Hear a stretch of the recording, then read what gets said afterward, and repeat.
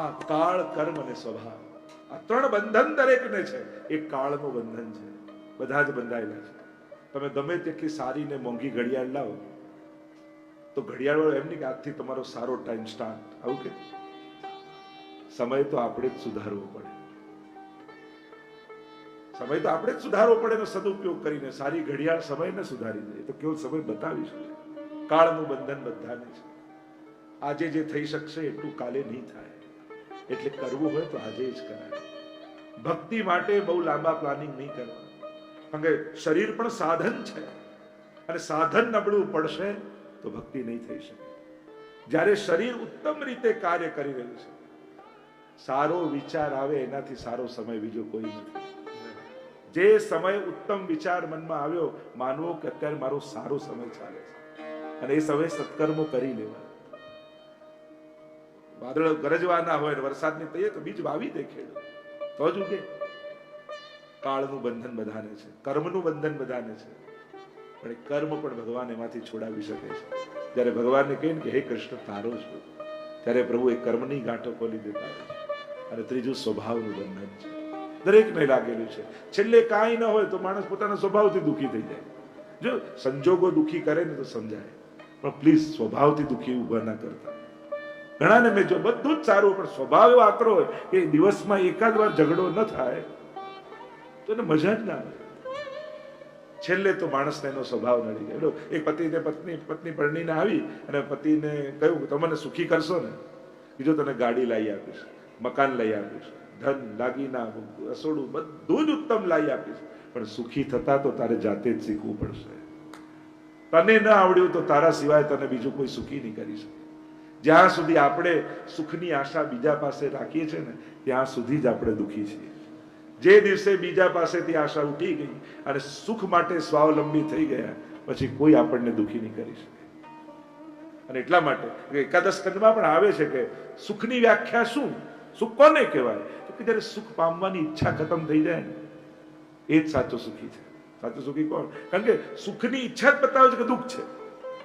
સુખની યાચના કોણ કરે? જેના જીવનમાં કઈ દુઃખ હોય. સુખની યાચના જ દુઃખનું પ્રમાણ છે. જ્યારે સુખની યાચના સમાપ્ત થઈ જાય ત્યારે જ સાચું સુખ પ્રગટ થતું હોય છે. અને એટલા માટે ત્રણ બંધન દરેકને લાગેલા છે અને આ ત્રણેયનું અતિક્રમણ કરી એને ઓળંગી અને ઠાકોરજી જીવને પકડી લે. ન એનો કાળ, ન એનું કર્મ, ન એનો સ્વભાવ. આપણે તો વાર્તા સાહિત્યમાં જુઓ કે બધા શાંત સ્વભાવના જ નહોતા. કોઈ ક્રોધી પણ હતા, લોભી પણ હતા, કામી પણ હતા, ઈર્ષાળુ પણ હતા, ચોર પણ હતા. કેવા કેવા પ્રસંગો 252 તમે જુઓ. કોઈ આદર્શ સ્વભાવ વાળા જતા એવું પણ નહોતું. છતાંય જેને શ્રી વિઠ્ઠલનાથ વિચારે રે, તેને પ્રગટ પદાર્થ ચારે રે, તેને કાળ કર્મ નવ બાંધે રે અને યમતે શિર ધનુષ સાંધે રે. એવો માર્ગ શ્રી વલ્લભ વર્ણો જ્યાં નહીં પ્રવેશ વિધિ. ગોપાલદાસજી એટલે જ કહ્યું, ગોપાલદાસ પર જે રીતે કૃપા થઈ, ચિત્ત સ્વામીજી પર એવી કૃપા થઈ. હતા એવા ઉદ્દંડી, પણ ગુસાઈજીની કૃપા થઈ, સહજ થઈ ગયા, સ્વરૂપમાં સ્થિત થઈ ગયા, લીલાના સ્વરૂપનું જ્ઞાન થયું અને બધી જ ભગવદ લીલાઓ સ્ફુરવા લાગી. ગોવિંદ સ્વામી ગુસાઈજીના શરણે આવ્યા.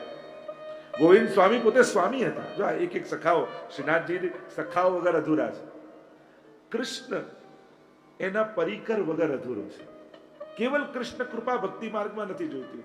સૌથી પહેલા પ્રભુના લીલા પરિકરની કૃપા મેળવવી પડે, પછી પ્રભુ કૃપા કરે. અને પ્રભુની લીલા પરિકરમાં યમુનાજી, ગિરિરાજજી, વ્રજમંડલ, ગોપીજનો, ગોપો, નંદ, યશોદા, આખું પ્રભુનું લીલા પરિકર છે. અને લીલા પરિકરની કૃપા થાય ત્યારે ઠાકોરજી કૃપા કરતા હોય છે. કારણ કે આ લીલા પરિકર દ્વારા ભાવનું દાન મળતું. એટલે જ આપણે ત્યાં આ બધાની સિદ્ધિ જેમ તમે ઝારીજી ભરી અને ઠાકોરજી પાસે રાખો એટલે યમુનાજી પ્રસન્ન થાય કે તે મારો ભગવત સંબંધ કરાવ્યો, જ્યાં હું તને આશીર્વાદ આપું છું, મારા જેવું સુખ તને મળે. તમે ફૂલની માળા પરો અને વ્રજભક્તોનું સ્વરૂપ છે ને ફૂલો, અને ઠાકોરજીના કંઠમાં ધરાવો તો વ્રજભક્તો પ્રસન્ન થઈ જાય. તે અમારો ભગવત સંબંધ કરાવ્યો, જ્યાં અમે તને આશીર્વાદ આપીએ છીએ, અમારા જેવું સુખ તને પણ મળે. આપણે સેવા દ્વારા લીલા પરિકરના આશીર્વાદ લઈએ છીએ. આ ભાવની સામગ્રી, આ ભાવની સામગ્રીના જુદા જુદા ભાવ હોય. તો જે ભાવની સામગ્રી આરોગ્ય ઠાકોરજી, પ્રભુને પ્રસન્નતા થઈ તો એ સામગ્રી પ્રસન્ન થાય. અરે તે મારો પ્રભુને અંગીકાર કરાવ્યો, જ્યાં હું આશીર્વાદ આપું છું, ઠાકોરજી તારો પણ સ્વીકાર કરે. આપણે ત્યાં આ રીતે સમર્પિત કરી સામગ્રીઓના જુદા જુદા ભાવ, શૃંગારના જુદા જુદા ભાવ, વસ્ત્રોના જુદા જુદા ભાવ, પ્રભુની જે સજાવટની આસપાસ જે પદાર્થો છે, કોઈ પણ વસ્તુ લૌકિક નથી, બધી ભાવાત્મક છે. અને ભાવાત્મક વસ્તુઓને પ્રભુને સમર્પિત કરી આપણે એ વ્રજભક્તોના આશીર્વાદ લઈએ છીએ. આ પ્રકાર આપણે ત્યાં આશીર્વાદ લેવાનો છે. સેવા થકી આશીર્વાદની પ્રાપ્તિ છે. ગોવિંદ સ્વામીની વાર્તા. ગોવિંદ સ્વામી સખા છે અને અષ્ટ સખામાં કુંભનદાસ અને ગોવિંદ સ્વામી વિશેષ રૂપે એમને સાખ્ય ભાવનું દાન, અને ગોવિંદ સ્વામીને તો વિશેષ રૂપે ઠાકોરજી જો સાખ્ય, બીજી બધી ભક્તિ થઈ શકે, સાખ્ય ભક્તિ આપણાથી ન કરાય, એ તો ઠાકોરજી જ આપણને દાન કરે.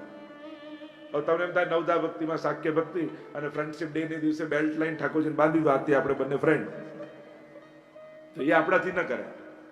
ઠાકોરજી ક્યારેક બાંધે તો જુદી વાત છે, પણ આપણાથી એ રીતે ન કરાય. સમાન ભાવ સાખ્યમાં આવી જાય, અને પ્રભુ સાથે સમાનતા રાખતા નથી જીવ, આપણે તો દાસ. પણ આ પ્રભુ કૃપા કરીને બાંધનમ બહારી છે, સેવા કરતે ગુરુ આજ્ઞા બાંધનમ બહારી છે. ગુરુની આજ્ઞા અને પ્રણાલિકા પ્રમાણે બધું કરવું, પણ પ્રભુ કોઈ આજ્ઞા કરે તો પછી એમાં બાધક નથી. પ્રભુની આજ્ઞા પ્રમાણે કરે, એ મહાપ્રભુજીની આજ્ઞા છે. ગોવિંદ સ્વામી પર વિશેષ સ્વામી હતા, પોતાના અનેક શિષ્યો કર્યા, પણ જ્યાં ગુસાઈજીના શરણે આવ્યા સ્વામી પણ છોડી. એકવાર ગામમાં કેટલાક જૂના શિષ્યોના બાળકો ગોતતા ગોતતા આવ્યા કે અમારા ગુરુ ગોવિંદ સ્વામીને મળવા છે, અને શોધતા શોધતા રસ્તામાં ગોવિંદ સ્વામી જ મળી ગયા. પૂછ્યું કે આ ગામમાં ગોવિંદ સ્વામી ક્યાં કરે છે? ગોવિંદ સ્વામીએ કહ્યું કે ગોવિંદ સ્વામી તો ક્યારના ગુજરી ગયા, ક્યારના મરી ગયા. અચ્છા, એમને એટલો આઘાત લાગ્યો કે અમે તો આટલા શોધતા શોધતા છે કે અહીંયા પહોંચ્યા ગામમાં, અને આપ એમ કહો છો કે ગુજરી ગયા. એ લોકોને વિશ્વાસ ના આવ્યો. લાવ તપાસ તો કરીએ છીએ કે અહીંયા આવ્યા છે. તો શોધતા શોધતા ગોવિંદ સ્વામીનું ઘર જોયું, દરવાજો ખટખટાવ્યો, દરવાજો ખોલ્યો તો સામે ગોવિંદ સ્વામી જ ઉભા. અરે તમે તો કહ્યું ગોવિંદ સ્વામી મરી ગયા છે, તમે કોણ છો? ત્યારે કહું હજી પણ હું કહું છું, ગોવિંદ સ્વામી તો ક્યારના મરી ગયા જ્યારે એમણે બ્રહ્મ સંબંધ લીધું. હવે તો કેવલ ગોવિંદ દાસ અહીંયા રહે છે. સ્વામી પણ તો ક્યારનું સમાપ્ત થઈ ગયું. સર્વસ્વનું સમર્પણ પ્રભુને કરી દીધું છે. હવે મારું કાંઈ જ નથી. હવે તો હું શ્રી વલ્લભ અને ગુસાઈજીનો દાસ છું. અહીંયા દાસ રહે છે. સ્વામી પણ તો ક્યારનું સમાપ્ત થઈ ગયું છે. એવા ગોવિંદ સ્વામી, એવું પ્રભુમાં મન લાગ્યું. દીકરી આવી, પરણાયેલી હતી ઘરે, અને પ્રભુમાં મગ્ન રહે છે. એવું કે આટલા સમય હું આવી વાત તો કરું. એવું બેટા, મન એક છે, અને ક્યારનું ઠાકોરજી હરી ગયા છે, ક્યારનું શ્રીજી પોતાની પાસે રાખી લીધું છે. બીજું હોય તો તારામાં લગાવો. એવા નિસ્પૃહી ગોવિંદ સ્વામી પ્રભુ જોડે સાખ્ય ભાવની અનેક પ્રસંગો આપણે ત્યાં આવે છે. એકવાર ગુસાઈજી શ્રીનાથજી બાબાના શૃંગાર કરી રહ્યા છે, અને શૃંગાર કરતા કરતા સામે ગોવિંદ સ્વામી કીર્તન ગાય છે. શ્રીનાથજી બાબાની આ દિવ્ય લીલાઓ છે કે એક બાજુ ગુસાઈજી શૃંગાર કરે છે, સામે બેસીને ગોવિંદ સ્વામી કીર્તન ગાવામાં મગ્ન છે. કઈ ટીખળ સૂજી શ્રીનાથજી બાબાને. બાજુમાં એક કાંકરી પડી હતી, લઈને ગોવિંદ સ્વામીને મારી, અને મારીને ચોંકીને એકદમ જોયું ને શ્રીનાથજી બાબા તો પાછા એમ થઈ ગયા, અને શૃંગાર કરાવવા લાગ્યા. ગોવિંદ સ્વામીને થયું કે ચોક્કસ ફેંકી તો શ્રીજી જ છે, પણ કઈ પાકું નથી, એટલે હમણાં કઈ કહેવાય નહીં. થોડી વાર થઈ એટલે બીજી કાંકરી લીધીને મારી. એમ કરતા કરતા 7 કાંકરી મારી, અને હવે ગોવિંદ સ્વામીથી રહેવાયું નહીં, એટલે એને કાંકરી ઉપાડીને આમ કર્યું શ્રીનાથજી, અને શ્રીજી ડરી ગયા, અને આ જોઈ ગયા ગુસાઈજી. અરે ગોવિંદ સ્વામી આમ કરાય, શ્રીનાથજીને આમ કરો છો, આમ ડરાવાય? એ ખેલન મેં કાકો ગુસાઈયા, રમવામાં છે ને ગુસાઈ. આપણે ત્યાં ભાવ પ્રકાશમાં તો એમ બતાવ્યું કે શ્રીનાથજી બાબાએ 7 પ્રશ્નો કર્યા, 7 કાંકરી મારીને એમ કહ્યું કે મારા તો 7 સ્વરૂપ છે, તને કયા સ્વરૂપમાં આસક્તિ છે? એટલે ગોવિંદ સ્વામી સામે મારીને કહ્યું, શ્રીજી મને તો આપના સ્વરૂપમાં આસક્તિ છે. રોજ ખેલવા લઈ જાય ગોવિંદ સ્વામીને સખા બનાવીને, અને પાછા બધો દાવ લઈ લે ગોવિંદ સ્વામીનો, અને પોતાનો દાવ આપવાનો વારો આવે એટલે દોડે શ્રીનાથજી બાબા, અને પાછળ પાછળ દાવ લેવા માટે પકડવા દોડે ગોવિંદ સ્વામી, અને સીધા નિજ મંદિરમાં ઘુસાઈ જાય એટલે ગોવિંદ સ્વામી અંદર જઈ ના શકે. અરે રિસાઈને બેસી ગયા ગોવિંદ સ્વામી. અને જ્યારે આપણે બહુ સુંદર કીર્તન આદિ છે, ખેલન મેં કાકો ગુસાઈયા, રમવામાં છે ના ગુસાઈ, આમાં તો દાવ આપો. રોજ ઠાકોરજી ખેલવા ગોવિંદ સ્વામીને સાથે લઈ જાય છે નાથજી બાબા, અને એટલા માટે સ્વયં ગુસાઈજી એવી આજ્ઞા કરી હતી કે ઠાકોરજીને હજી ભોગ ન ધર્યો હોય, અને જો ગોવિંદ સ્વામી દેખાય તો એમને લેવડાવી દેવો, એમને પ્રસાદ લેવડાવી દેવો. હજી ધર્યો ન હોય તો પૂછ્યું આવું કેમ? કારણ કે ગોવિંદ સ્વામીને રોજ ઠાકોરજી ખેલવા લઈ જાય છે અને ત્યાં એટલી અવેર થઈ જાય છે કે પછી ગોવિંદ સ્વામી ભૂખ્યા રહી જાય છે અને ગોવિંદ સ્વામીના તો હૃદયમાં ઠાકોરજી બિરાજે છે અને એટલા માટે એમને પ્રતીક્ષા નહીં કરાવી, એમને લેવડાવી દીધી. અને એ રીતે ગોવિંદ સ્વામીના ખેલવાના અનેક પ્રસંગો સુંદર સુંદર શ્રીનાથજી બાબા સાથેના અનેક વર્ણન કરવામાં આવ્યા. ગોવિંદ સ્વામી તો જ્યારે આવ્યા ત્યારે તો મહાપ્રભુજીને સંધ્યાવંદન કરતા જોયા તો પ્રશ્ન કર્યો હતો કે આપ તો ભક્તિ માર્ગના આચાર્ય છે, તો આ પછી આ કર્મકાંડ કેમ કરો છો? સંધ્યાવંદન કરી રહ્યા હતા મહાપ્રભુ. ત્યારે મહાપ્રભુજી બહુ સુંદર ઉત્તર આપ્યો કે ભક્તિ માર્ગ એ તો ફૂલોનો બગીચો છે અને આ નિત્ય નિયમ ને કર્મકાંડ એ તો કાંટાની વાડ છે. જો બગીચાની આજુબાજુ વાડ ન કરીએ ને તો કોઈ પણ આવીને આપણો બગીચો બગાડી જાય. અને એટલા માટે અમારા ભાવની રક્ષા કરવા માટે અમે વૈદિક કર્મોની વાડ કરીએ છીએ. અને એટલા માટે આપણા જે નિત્ય નિયમો છે ને આપણા ભાવની વાડ છે. આપણા નિત્ય નિયમ, આપણા ભગવત નામ, આપણી માળા, આપણા પાઠ આપણા ભાવની રક્ષા કરે છે.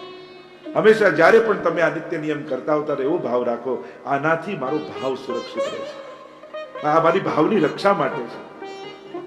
મહાપ્રભુજી ઉત્તર આપ્યો હતો અને ગોવિંદ સ્વામી શરણે આવ્યા હતા અને એવી કૃપા ગુસાઈજી પ્રભુચરણ આદિની થઈ કે સ્વયં કૃપા થઈ અને શરણે આવ્યા. અષ્ટસખામાં સ્થાન મળ્યું. આગળ ચતુર્ભુજદાસજી સખા બન્યા, ઠાકોરજીની શરણે આવ્યા. એવી કૃપા થઈ કે ચતુર્ભુજદાસજી પર કે ગોવિંદ કુંભનદાસજીના પુત્ર ચતુર્ભુજદાસ ચતુર્ભુજ રૂપે દર્શન કુંભનદાસને થયા અને ચતુર્ભુજદાસ નામ એમનું પાડ્યું. શ્રીનાથજી બાબા એટલી મજાક કરતા, લગ્ન થયા, પત્ની ગુજરી ગયા, ફરી પરણાવ્યા અને ઠાકોરજી એમની હસી કરતા. ચતુર્ભુજદાસજીનું જીવનનું ચરિત્રનું એવી દિવ્ય ગાથા છે કે 1.25 મહિનાના હજી તો થયા છે અને આવ્યા ને બ્રહ્મ સંબંધ લીધું છે ને કીર્તન ગાયું. શ્રી વલ્લભ કી સુખ રાશિ, સેવક કી સુખ રાશિ, શ્રી વલ્લભ રાજકુમાર. એવી ગુસાઈજી કૃપા કરી. આટલા નાના બાળક અને 1.25 મહિનામાં પદ ગાયું. એવો પ્રભાવ ગુસાઈજીનો થયો. ચતુર્ભુજદાસ એવા ભગવદી થયા, નિત્ય શ્રીનાથજી બાબાને લાલ લડાવવા માટે કીર્તનની સેવા કરે. આમ અષ્ટસખાના ચરિત્રો શ્રી શ્રીનાથજીના ચરિત્ર સાથે અભિન્ન રૂપે જોડાયેલા છે. પ્રભુ એમના સખાથી આનંદિત છે. પ્રભુને એકલા ગમતું નથી, એટલે પુષ્ટિ માર્ગમાં બહુ એકાંત નથી. તમે જ્યાં જોશો ત્યાં મંડળ, યુથ, કીર્તન મંડળી, ફૂલ મંડળી, ગોપી મંડળી, દરેકમાં મંડળ છે. વ્રજભક્તો ગોપી કોઈ એકલી ક્યાંક કોઈ ભક્તિ કરતી હોય તમને નહીં દેખાય. ગોપીઓના યુથ છે, જો ચારે યુથ કહીએ છીએ, યુથાધિપતિ છે. પુષ્ટિ ભક્તિ એ ઉત્સવની ભક્તિ છે અને એટલા માટે અહીંયા યુથ છે. અહીંયા વૈરાગ્ય કે જ્ઞાન માર્ગ જેવું નથી. તેમ બીજે બધે તો આવા તૈયાર થવાની શું જરૂર છે, સજવાની જરૂર શું છે? અહીંયા તો ગોપીઓ શણગાર કરે છે. આત્માનમ ભૂષ્યા ચક્ર, પ્રભુ પાસે જવાનું છે. પુષ્ટિ માર્ગ ગ્રહસ્થ ધર્મની એવી ઊંચાઈ પર લઈ જાય છે કે ગ્રહસ્થ ધર્મમાં પણ કેન્દ્રમાં ભગવાન આવી જાય છે. એમ પણ ઘણા લોકોને એવું હોય કે બસ આ અમે કમાઈએ ને બાળકોને મોટા કરીએ ને ઘરના કામ, ઘણા પાપ જ નથી કરતા. લોકો એ કામને પણ જાણે એમ માને કે આ તો બધું સંસાર, આ તો બધું જાણે અપરાધ જ, અમે તો પાપ જ કરીએ, ક્યાં ભગવાનનું કરીએ. અરે આપણે ગ્રહસ્થાશ્રમી છીએ અને ગ્રહસ્થાશ્રમી આ જ કરવાનું હોય. ધન્યો ગ્રહસ્થાશ્રમ એમ કહ્યું છે. બધા આશ્રમોમાં ગ્રહસ્થાશ્રમને ધન્ય કહ્યું છે. એનો બ્રહ્મચારી હોય કે સંન્યાસી હોય, ડિપેન્ડ તો ગ્રહસ્થાશ્રમી પર જ હોય. ગ્રહસ્થાશ્રમીને કારણે જે બંને નિભે છે. તમે આપણે શું કરું, સંન્યાસીઓની મુખ્ય કથાઓ એટલી બધી સાંભળી લીધી, જેટલા પુસ્તકો વાંચી લીધા છે કે આપણને આ સંસાર પણ, આ ગ્રહસ્થાશ્રમ પણ જાણે બંધન ને પાપ જેવું લાગે છે. ખરેખર એવું નથી. ગ્રહસ્થાશ્રમમાં તમે રહો છો તો આ જ તમારો ધર્મ છે. બાળકોને મોટા કરવા, પાળવા, એમને ભણાવવા, કમાવવું, ઘર ચલાવવું, કુટુંબને સુરક્ષિત રાખવું, આ ગ્રહસ્થાશ્રમીનો ધર્મ છે. એટલે મનમાં જે ગ્લાની છે ને સંસાર માટેની કે ગ્રહસ્થાશ્રમની કે આ બધા છે એટલે જ ભગવાન નથી, એવું નથી. અમારા પુષ્ટિ પુરુષોત્તમ તો આ બધાની વચ્ચે નાચવા અને ખેલવા તૈયાર છે, બધાની સાથે ભક્તિ કરે. એટલે જ આપણે ત્યાં ગુરુજનોની પણ વંશ પરંપરા, એમનો પરિવાર, એમનું કુટુંબ. કારણ કે ઉપદેશ આપવા બહુ સહેલા છે કે બાળકને આ રીતે મોટો કરાય, આ રીતે ભણાવાય. 2 બાળક થાય પછી લેક્ચર આપનારને કહો કે આપો, હવે પોતાના થાય ત્યારે ખબર પડે. સાચો તપસ્વી તો ગૃહસ્થાશ્રમી જ છે. તપ કોને કહેવાય કે મનને પણ મારીને અને માણસ સિદ્ધિ પામે. તો આ ગૃહસ્થાશ્રમીને રોજ કેટલી વાર મન મારવું પડે છે. બેન તૈયાર થયા હોય કે આજે ફરવા જવું છે, એટલામાં બાળક બીમાર પડી જાય, એને કંઈક જરૂરી સ્કૂલનું કામ આવ્યું તો આજે બધું કેન્સલ કરી દે, આજે આ નથી કરવું, આ રોજ કેટલું મન મારી માણસને અને ઘરને ભેગું રાખવું પડે છે. તો શું આ તપ નથી? અને એટલા માટે મનમાંથી આ ગ્લાની કાઢી નાખો કે અમે આ બધું જે કરીએ છીએ ને જાણે કંઈ પાપ જ કરીએ છીએ. ઘણાના મનમાં એવું ઘૂસેલું હોય છે કે આ બધા ખોટા કામ જ છે. આ કોઈ ખોટા કામ નથી. ગ્રહસ્થાશ્રમીનો આ ધર્મ છે અને આ નથી કરતા તો તમે અધર્મ કરો છો. આપણે વૈરાગી નથી, આપણે સંન્યાસી નથી. જેટલા ઋષિમુનિઓ પણ થયા બધા ગ્રહસ્થાશ્રમી જ હતા. આ તો પાછળથી સંન્યાસ અને વૈરાગ્યની પરંપરા આવી. બાકી મૂળ જેટલા ઋષિમુનિઓ, તમે ગોત્રોના નામ બોલો છો એ જ ઋષિની પરંપરામાં તમે છો. અને એટલા માટે ગ્રહસ્થાશ્રમને ખરાબ ન માનો. બધા જ આશ્રમોમાં સર્વોત્તમ ગ્રહસ્થાશ્રમ છે. પ્રભુને પ્રગટ થવું હોય છે ને તો મા ને બાપ ગોતવા પડે છે, ઘર ગોતવું પડે છે. ગ્રહસ્થાશ્રમીના ઘરે પ્રભુ પ્રગટ થાય છે. અને એટલા માટે મનમાંથી એક ગ્લાની કાઢી પણ ઠાકોરજી આપેલું આ ઘર પરિવાર છે, આ મારા વૈષ્ણવ છે. ગ્રહસ્થી તો છે પણ વૈષ્ણવ ગ્રહસ્થી છે એવો અહોભાવ રાખો. હું તો ઘણી વાર કહું, જમાડવા બેઠા હો ઘરના લોકોને એવો ભાવ રાખો ને વૈષ્ણવને જમાડું છું તો 100 બ્રાહ્મણ બરાબર એક વૈષ્ણવ કહેવાય. રોજ 500 બ્રાહ્મણને જમાડવાનું પુણ્ય ઘરે જ છે. પણ ઘણાને તો જમવા બેસે ને શરૂ થાય, કારણ કે એમ તો હાથમાં આવતા ના હોય અને ત્યાંથી ઊભા થવાના નથી. મૂળ વાત એ જ ક્રિયાઓને સારી ભાવનાઓથી આપણે અલૌકિક કેમ ન બનાવી શકીએ? કામ તો એ જ કરવાના છે, પણ એ જ કામ કરતા કરતા થોડીક વૃત્તિ ચેન્જ કરી દઈએ, એ સમય વૈષ્ણવી ભાવ રાખી લઈએ તો ઘરમાં જ બેઠા પુણ્ય છે. ઘણાને એમ થાય કે બહુ દૂર દૂર જઈને કંઈક મોટું કરીએ ને તો જ પુણ્ય કર્યું કહેવાય. છેક બદ્રીનાથ ત્યાં એમ લાગે હા હવે ભગવાન મળે, પણ ઘરમાં બી ઠાકોરજી છે, એને નાના ના ગણતા, એમાં પણ એવો જ ભાવ રાખજો. અને એટલા માટે થોડુંક દ્રષ્ટિકોણ બદલવાની જરૂર છે. દુનિયાની કરુણતા જે છે, મોટા મોટા જેટલા મહાપુરુષો થયા, જેણે આખી દુનિયામાં મોટા મોટા સંગઠનો ઉભા કર્યા, એ લોકો પણ ઘરના 5 ને ભેગા નથી રાખી શક્યા. જે એમ કહેતા કે કણ કણમાં ઈશ્વર છે, એમને પણ પત્ની ને બાળકોમાં ઈશ્વર ન દેખાયા. ઉપદેશ તો એમ હતો કે કણ કણમાં ઈશ્વર છે, પણ ઘરના 5માં તો એને નથી દેખાયા. આ જ કરુણા છે. ધર્મની શરૂઆત, ઉત્તમતાની શરૂઆત આસપાસના 4-5 લોકોથી કરો. સૌથી કઠિન જ છે. બહાર જઈને સારી વાત કરીને સારા બની જવું બહુ સહેલું છે, પણ ઘરમાં જેની જોડે 5 જણા જોડે કાયમ માટે રહેવું છે, ત્યાં મન મારીને પણ સારા બનીને રહેવું એ ખરેખર તપ છે. અને આ તપ જો કરતા થઈ જઈશું તો ખરેખર બધા પરિવાર સુખી થઈ જશે. જે ઘરમાં બધા પોતપોતાના કર્તવ્યોની વાત કરતા હોય ત્યાં ઉત્તમ થાય. જ્યાં ઘરમાં બધા પોતપોતાના અધિકારની વાત કરતા હોય ત્યાં ક્લેશ થાય. એટલે અધિકારની પાશ્ચાત્ય સંસ્કૃતિ અને ભારતીય સંસ્કૃતિનો મૂળ ભેદ એ જ છે. પાશ્ચાત્ય સંસ્કૃતિમાં રાઈટ ઉપર ભાર આવે. તમારા રાઈટ શું? ગવર્મેન્ટની સામે, ઘરમાં મા બાપની સામે, મિત્રોની સામે રાઈટ ઉપર ભાર આપવાનો. આપણે ત્યાં ડ્યુટી ઉપર ભાર છે. તારું કર્તવ્ય શું છે? તારો હક પછી માંગજે. પહેલા તે તારા દીકરા તરીકેની ફરજ બજાવી, તે પેલા નાગરિક તરીકેની ફરજ બજાવી, પહેલા તેના પતિ તરીકેની ફરજ બજાવી, પછી હકની વાત કરજે. તો જ્યાં કર્તવ્યની પ્રધાનતા છે એ જ આપણી સંસ્કૃતિ છે. મોડર્ન થવું એટલે ખાલી કોઈ ટૂંકા કપડાં પહેરીને કોઈ ડિજિટલ વસ્તુ વાપરતા, ઇલેક્ટ્રોનિક વસ્તુ, એને જ મોડર્નિઝમ કહેવાય. મોડર્ન કોણ છે? કોણ પરિવાર? જ્યાં દરેકની વાત સંભળાતી હોય, દરેકના વિચારને મહત્વ અપાતું હોય, ન ગમતી વાત, આપણાથી વિરોધી વાતને પણ સ્વીકારાતી હોય કે હા મારાથી વિરોધી કોઈ જુદી રીતે વિચારી શકે છે. જ્યાં મન મોટા હોય એને મોડર્ન કહેવાય. અને એટલા માટે મોડર્નિઝમને ખાલી કપડા કે હરવા ફરવા ને ખાલી પહેરવેશ ને કોઈ મોબાઈલના યુઝથી ન ગણો. વૈચારિક વિચાર રૂપે મોડર્ન થયા. તમે ગમે તેટલા મોડર્ન થાવ, તમારા કામવાળાને તમે સોફા જોડે બેસાડી શકો, સોફાની બાજુમાં. એટલે વાતો કરવી બહુ સહેલી છે કે મોડર્ન થવું જોઈએ, આમ થવું જોઈએ, દુનિયામાં આમ થવું જોઈએ, પણ પોતાના જીવનમાં આ બધું સ્વીકારવું માણસ માટે કઠિન હોય છે. અને એટલા માટે જ્યારે શાંતિથી કોઈ વસ્તુનો ધ્યાનથી વિચાર કરીએ છીએ તો બહુ મોટા મોટા ગ્રંથો તો જ્યારે ભણીશું પણ રોજ બરોજનું આ વિજ્ઞાન સમજમાં આવી જાય ને તો જીવન સાવ સહેલું થઈ જાય. આપણે જ અઘરું બનાવેલું હોય છે. અને એટલા માટે જે મૂળ વાત કરી ગૃહસ્થાશ્રમ અને આ જે કાર્ય રોજ બરોજના તમે કરો છો, ધર્મ, અર્થ, કામ અને મોક્ષ, 4 પુરુષાર્થ દરેકે સિદ્ધ કરવાના જ છે. અને એટલા માટે એ કોઈ પાપ નથી. સંન્યાસી હોય એના માટે હશે, ગ્રહસ્થી માટે નથી. સંન્યાસીના ધર્મ જુદા હોય, બ્રહ્મચારીના ધર્મ જુદા હોય, ગ્રહસ્થીના ધર્મ જુદા હોય.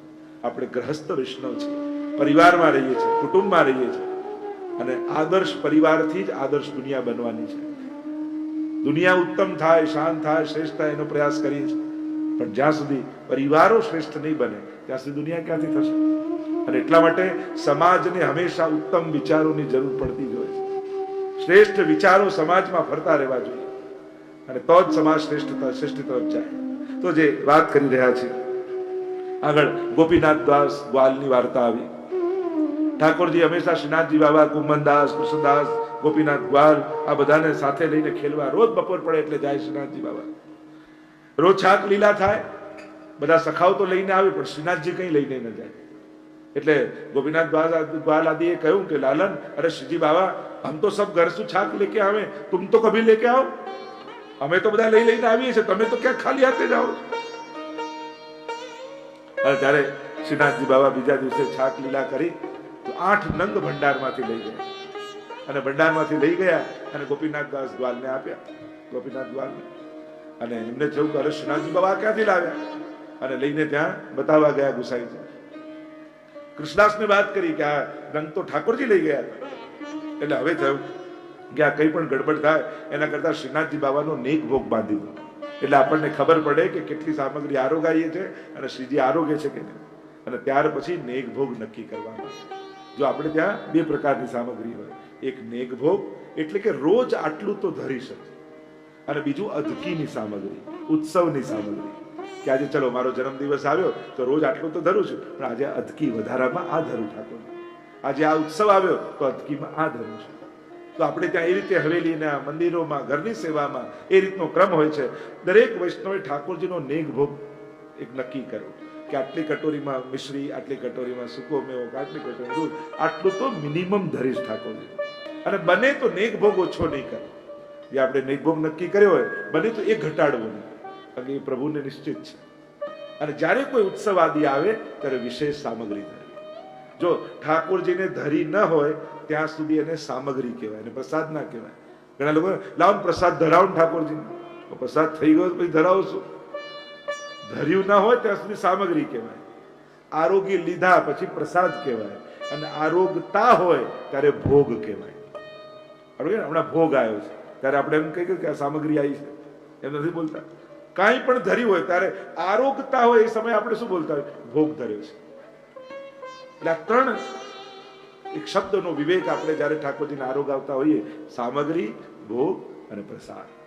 જ્યારે પ્રભુ સરાવીને લાવે ત્યારે પ્રસાદ બને. પ્રભુની પ્રસન્નતા, પ્રભુનું અધરામૃત એમાં ભળે. અને એટલા માટે આપણે ત્યાં આ બધા શબ્દોના વિવેક છે. તો એનો પણ પ્રયાસ કરવો.